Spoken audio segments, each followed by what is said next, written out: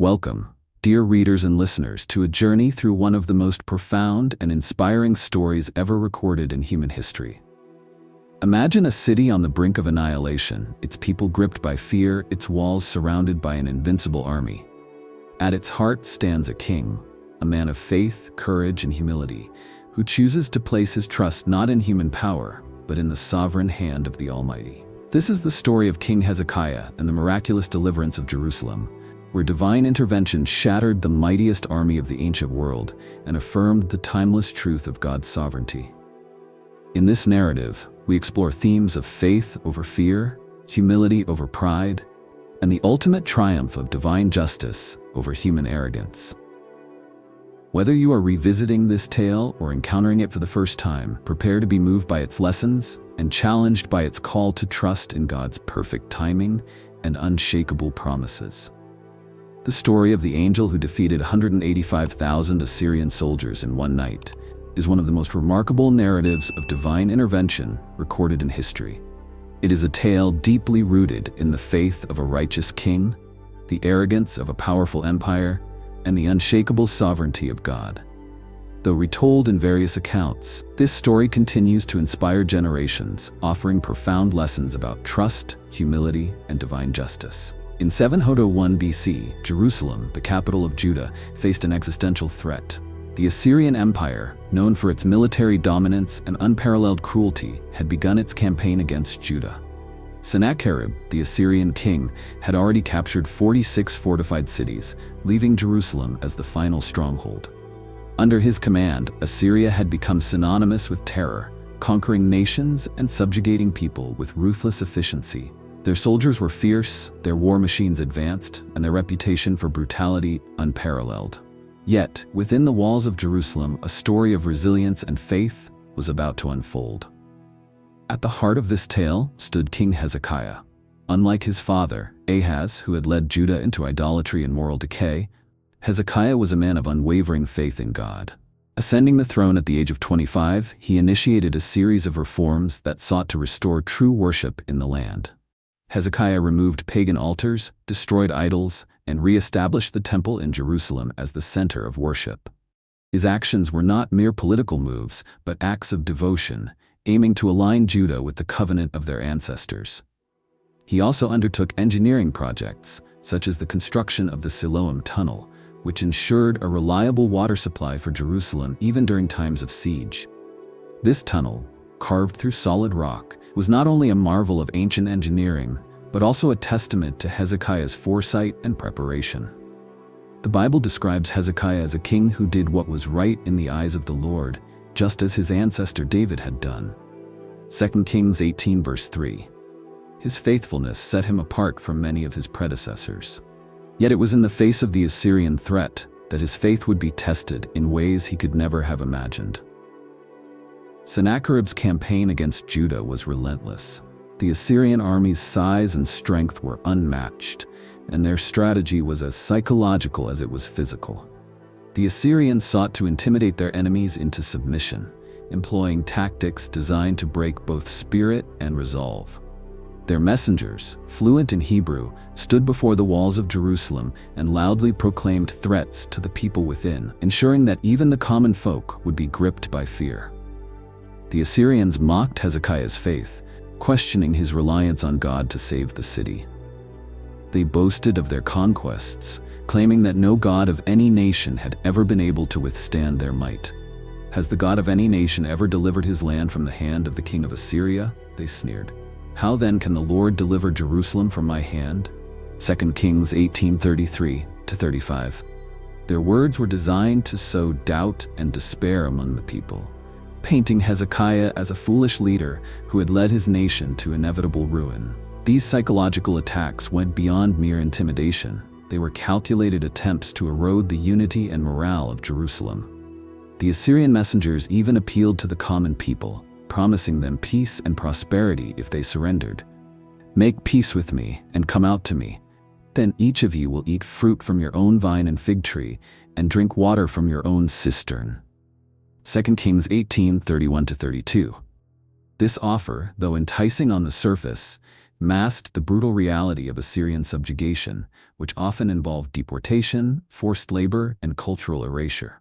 The Assyrians also attempted to undermine Hezekiah's reforms, accusing him of angering God by destroying the high places of worship. Although these were altars dedicated to pagan practices, the Assyrian propaganda twisted this truth to sow seeds of doubt.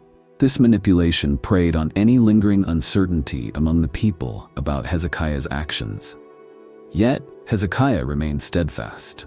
Refusing to be swayed by the Assyrian propaganda, he turned to God in prayer. He tore his clothes, a traditional sign of mourning and humility, and went into the temple to seek divine guidance. The king's response was not one of desperation, but of profound faith. He recognized that this was not merely a battle between two earthly kingdoms, but a confrontation between human arrogance and divine sovereignty. The Assyrian threats escalated when Sennacherib sent a letter directly to Hezekiah. This letter, filled with blasphemous declarations, mocked God and declared that Jerusalem's destruction was inevitable. It was a bold challenge not just to Hezekiah, but to the God of Israel himself. Upon receiving the letter, Hezekiah did something extraordinary. Instead of reacting with anger or fear, he brought the letter to the temple and laid it before God. He prayed, acknowledging God's supreme power and asking for deliverance, not just for the sake of Judah, but so that all the kingdoms of the earth may know that you alone, Lord, are God. 2 Kings 19:19. This act of laying the letter before God was deeply symbolic. It demonstrated Hezekiah's total dependence on divine intervention. Hezekiah understood that this was not his battle to fight, it was God's. By turning the matter over to the Creator, he showcased a faith that transcended the immediate crisis. His prayer reflected both his humility and his confidence in God's ability to act. Lord, the God of Israel, enthroned between the cherubim, you alone are God over all the kingdoms of the earth. You have made heaven and earth. Give ear, Lord, and hear. Open your eyes, Lord, and see. Now, Lord our God, deliver us from his hand, so that all the kingdoms of the earth may know that you alone, Lord, are God. 2 Kings 19, verse 15-19. This moment was a culmination of Hezekiah's faith. Unlike kings before him who had turned to foreign alliances or idols for protection, Hezekiah placed his trust entirely in God. His decision to pray rather than retaliate highlighted his belief that spiritual strength outweighed physical force. It also served as a profound example for his people, who were watching closely to see how their leader would respond to this overwhelming threat. As Hezekiah prayed, the prophet Isaiah received a message from God. Isaiah's response to Hezekiah was both reassuring and prophetic. Do not be afraid of what you have heard. Listen. When he hears a certain report, I will make him want to return to his own country, and there I will have him cut down with the sword. 2 Kings 19:6-7. Isaiah's prophecy carried a profound message. The arrogance of Assyria would not go unchallenged. Sennacherib's mockery of God would be met with divine justice. God, who had allowed Assyria to rise as a tool of judgment against other nations, would now demonstrate that no earthly power could stand against his will. The fate of Jerusalem would not be decided by military might, but by the sovereign hand of the Almighty. Isaiah's words also served to strengthen the faith of the people. His declaration that God had heard their prayers and would act decisively reassured them that they were not alone in their struggle. The promise of divine intervention offered a glimmer of hope in what seemed like an otherwise hopeless situation. Isaiah's prophecy also highlighted God's control over all events. Even the rise and fall of empires were part of his divine plan. Assyria, despite its might, was merely an instrument in the hands of the Creator. This perspective reminded Hezekiah and his people that their destiny lay in God's hands, not in the whims of a foreign king. That night, as the Assyrian army camped outside Jerusalem, confident in their impending victory, God intervened. The Bible recounts the event with stark simplicity. That night, the angel of the Lord went out and put to death 185,000 in the Assyrian camp. 2 Kings 19:35. The brevity of this description only underscores the magnitude of the miracle. Without a single arrow being fired or a sword drawn by Judah, the mightiest army of the ancient world was annihilated. The silence that followed was deafening. When the people of Jerusalem awoke the next morning, they were met with an eerie stillness. The once bustling Assyrian camp was now a graveyard, its soldiers struck down by a force beyond human comprehension. The terror that had loomed over the city had vanished overnight, replaced by awe and gratitude. God had delivered his people in a way that left no doubt about his power and sovereignty. Sennacherib, humiliated and defeated, retreated to Nineveh. There, his story ended in disgrace as he was assassinated by his own sons while worshiping in the temple of his god. The contrast between Sennacherib's downfall and Hezekiah's deliverance could not have been more striking. The God of Israel had proven once again that he is the ultimate authority over all nations and kings.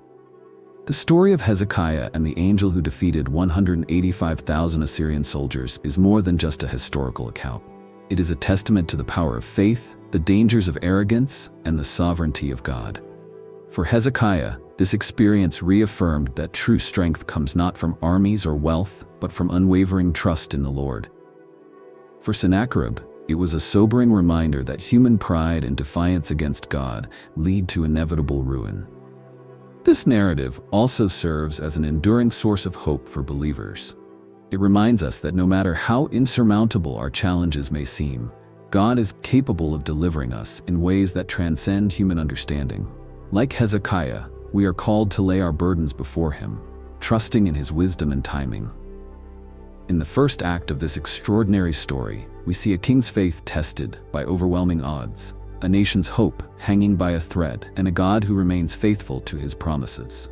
This is a story that continues to inspire and challenge us, urging us to place our trust in the one who holds all power and authority. The extraordinary tale of Hezekiah's confrontation with the Assyrian Empire reveals not just a moment of divine intervention, but an enduring lesson in courage, humility, and the strength derived from unshakable faith. As the crisis deepened, Hezekiah's leadership was tested, and his actions demonstrated a profound reliance on God's promises.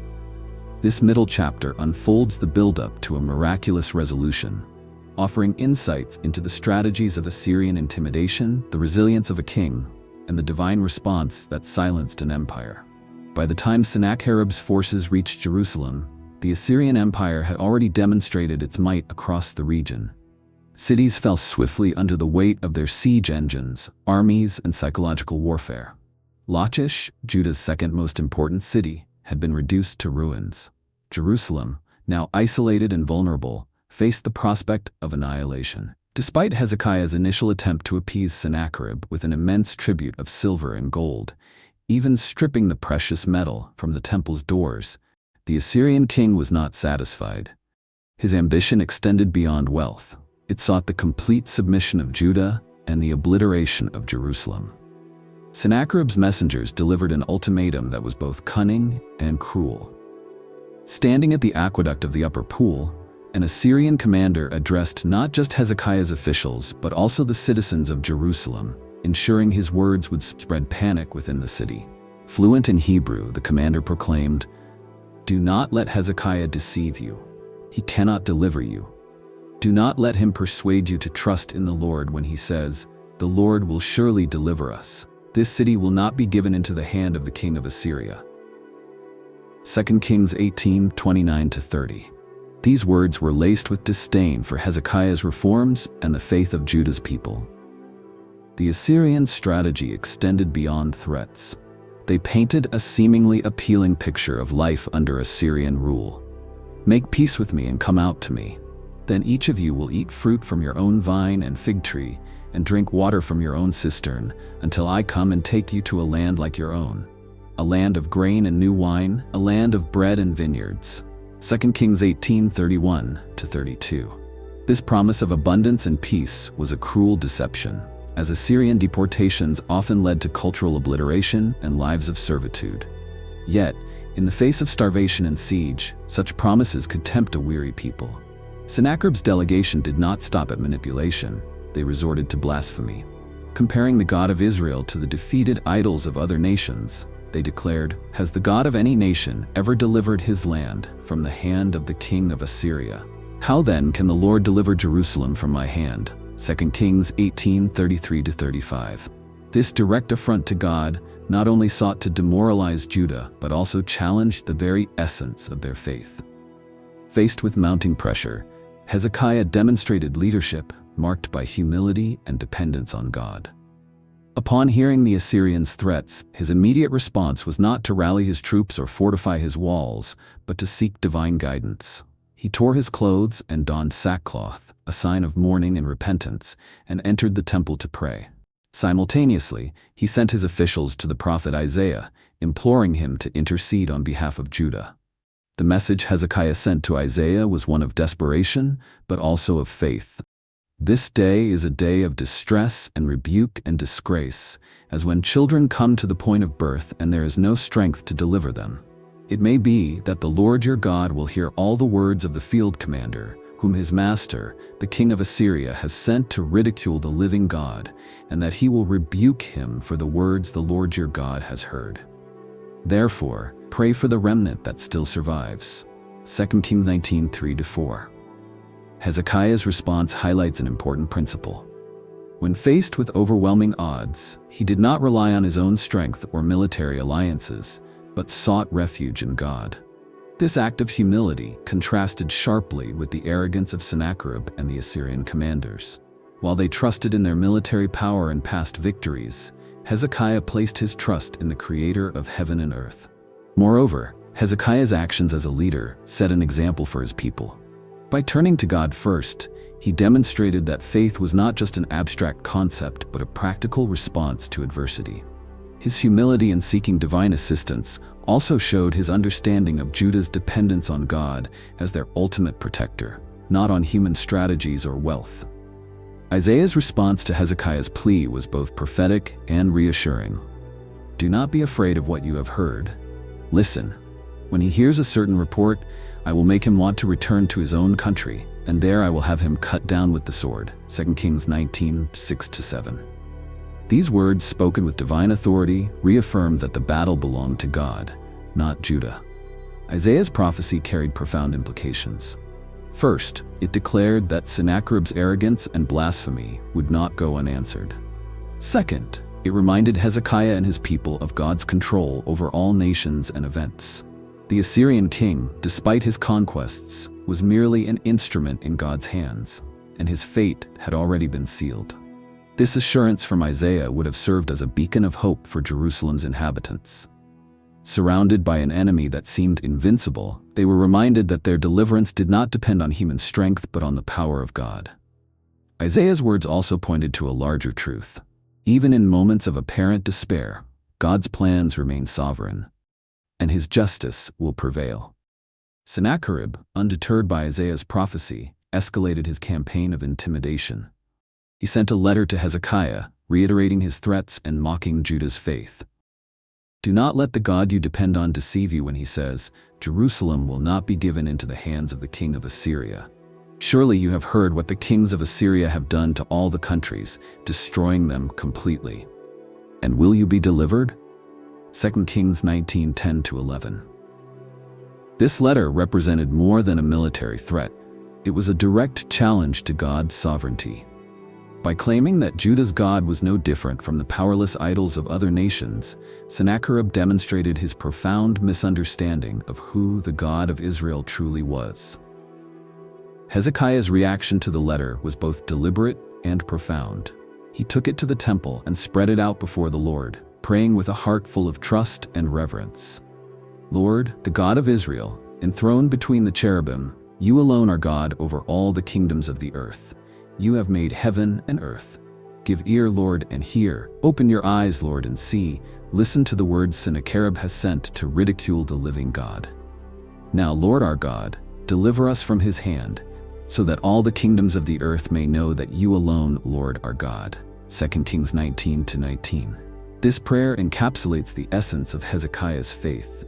He did not ask for deliverance for his own glory or the survival of his kingdom alone, but so that God's name would be exalted among the nations. His prayer acknowledged God's ultimate authority and appealed to his character as the defender of his people. In response to Hezekiah's prayer, Isaiah delivered a message from God that left no room for doubt. This is what the Lord says concerning the king of Assyria. He will not enter this city or shoot an arrow here. He will not come before it with shield or build a siege ramp against it. By the way that he came, he will return. He will not enter this city, declares the Lord. I will defend this city and save it, for my sake and for the sake of David my servant. 2 Kings 19:32-34. This declaration was as bold as it was comforting. Despite the overwhelming might of the Assyrian army, God promised that not a single arrow would be fired against Jerusalem. The city's defense was guaranteed, not by human efforts but by the divine will of God. Furthermore, God's assurance to act for the sake of David point to his covenantal faithfulness, a reminder that his promises endure through generations. This moment also underscored the divine nature of leadership and protection. God's decision to save Jerusalem was not based on Judah's merits, but on his own character and his covenant with David. This serves as a reminder that God's promises are eternal, unshaken by human failures or the passage of time. The tension reached its peak as Jerusalem awaited the fulfillment of God's promise. For Hezekiah and his people, this was a moment of profound reliance on God's word. Would the Lord indeed deliver them as Isaiah had proclaimed? This moment of waiting and trust illustrates the essence of Hezekiah's legacy, a king who refused to let his faith waver despite the odds stacked against him. His actions also serve as a blueprint for leaders and believers alike. Hezekiah's humility in seeking God, his prioritization of divine authority over human power, and his steadfast courage to stand firm despite intimidation remind us of the principles that lead to spiritual and moral victories. His faith was not passive, it was active, rooted in the acknowledgement of God's sovereignty and the assurance of his promises. The events leading to Jerusalem's deliverance resonate far beyond their historical context. They remind us of the importance of unwavering faith in times of crisis and the need to acknowledge the sovereignty of God in all circumstances. Hezekiah's willingness to lay his burdens before the Lord reflects the essence of a faith-filled life. It is a call for each of us to trust in God's plans, even when they seem beyond our comprehension. As the Assyrian army loomed over Jerusalem, the city's future seemed bleak. Yet Hezekiah's unwavering trust in God had set the stage for a miraculous intervention, one that would forever redefine the boundaries of faith, leadership, and divine power. As the Assyrian army camped outside Jerusalem, poised to unleash destruction, the stage was set for one of the most profound demonstrations of divine justice recorded in history. The Assyrian army, 185,000 strong, was encamped around Jerusalem, their forces brimming with confidence. They were the apex of military power at the time, their soldiers seasoned by countless victories. For the people of Jerusalem, the tension was palpable. They knew that they were hopelessly outnumbered and outmatched, their city on the brink of destruction. Yet their king, Hezekiah, had chosen to place his faith entirely in the hands of the Lord. As night fell, the Assyrians prepared for what they believed would be their inevitable conquest. The silence of the night concealed the hand of God, poised to act in a manner that would leave no room for doubt about his power. The Bible recounts this miraculous event with simplicity and brevity. That night, the angel of the Lord went out and put to death 185,000 in the Assyrian camp. 2 Kings 19:35. This single verse captures an event of unimaginable magnitude. Without the swords of Judah being raised, without a single arrow being fired from Jerusalem, the threat that had loomed over the city was eliminated in an instant. Imagine the scene at dawn. The Assyrians, once a bustling and imposing presence, had been reduced to silence. When the people of Jerusalem awoke, they saw the results of God's intervention. An army utterly decimated. The sight of thousands of lifeless bodies would have been both awe-inspiring and terrifying. It was a stark reminder of the Lord's unparalleled power and his ability to protect his people against insurmountable odds. What would it have felt like to wake up to such a scene? For a city that had spent days under the shadow of annihilation, this miraculous deliverance must have been met with both relief and profound reverence. The sheer scale of the destruction served as a testament to the Lord's might. The people's awe would not have been confined to the city's walls. It would have rippled across nations, marking the God of Israel as one who defends his people with unmatched authority. Sennacherib, who had been so confident in his campaign against Judah, was left humiliated. Stripped of his mighty army, he had no choice but to retreat to Nineveh. The defeat was not just a military failure.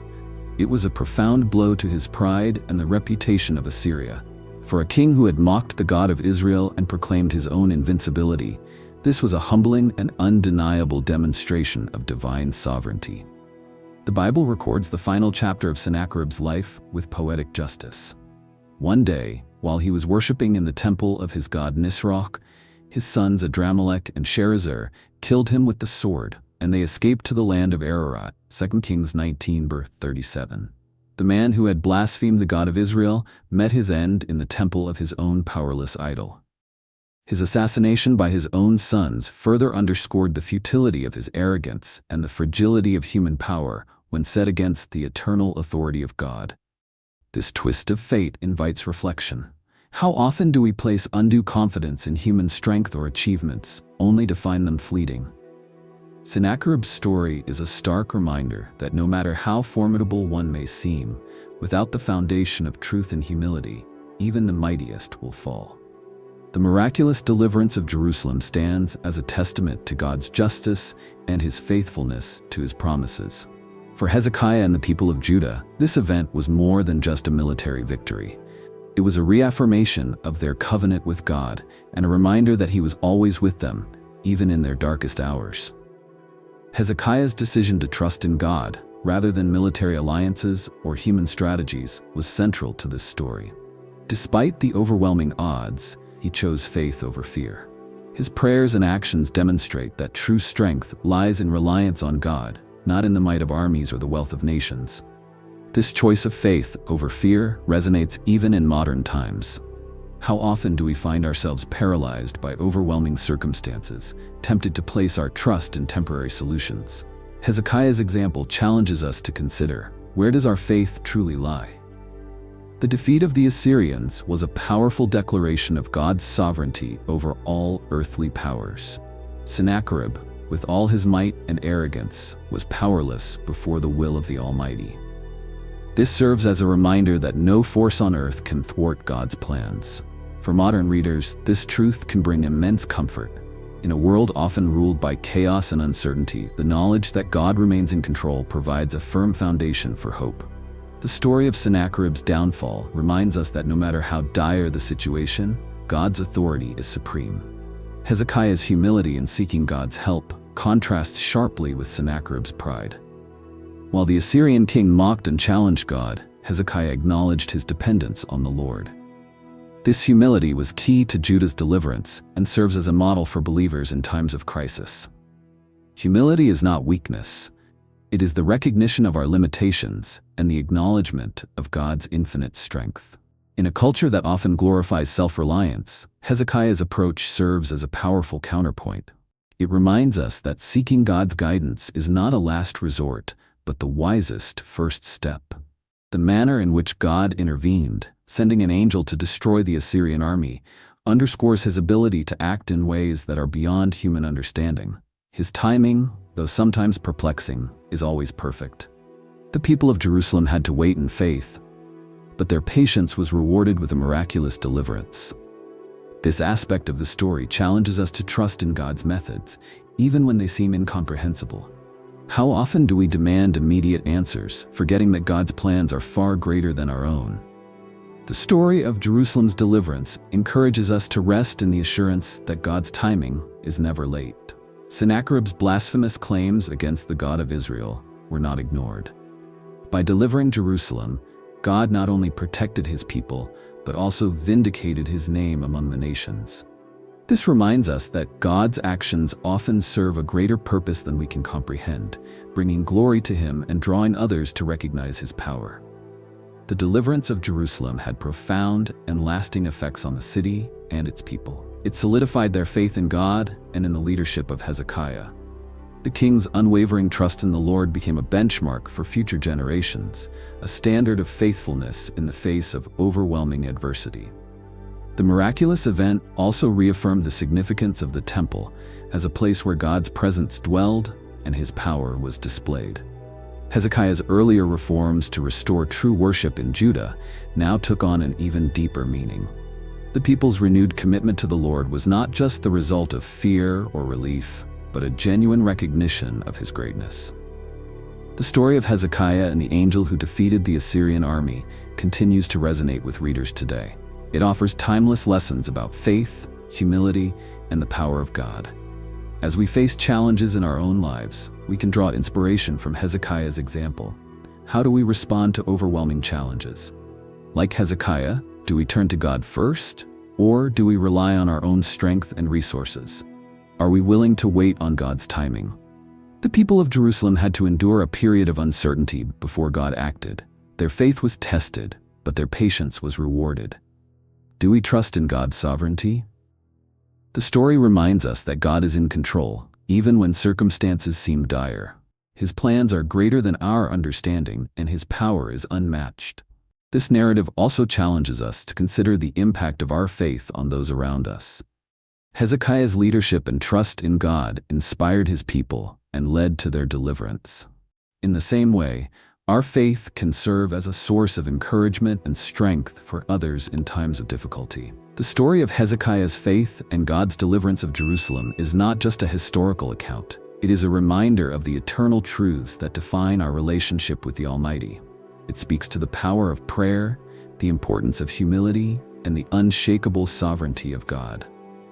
Just as Hezekiah's trust in the Lord brought salvation to his people, so too can our faith in God bring hope and deliverance in our own lives. As we reflect on this miraculous event, may we be inspired to place our trust in the same God who delivered Jerusalem. His power has not diminished and his promises remain steadfast. In the face of challenges, may we remember the words of the psalmist. God is our refuge and strength, an ever-present help in trouble. Therefore we will not fear, though the earth give way and the mountains fall into the heart of the sea. Psalm 46, 1-2. As we bring this journey to a close, let us take a moment to reflect on the power and significance of Hezekiah's story.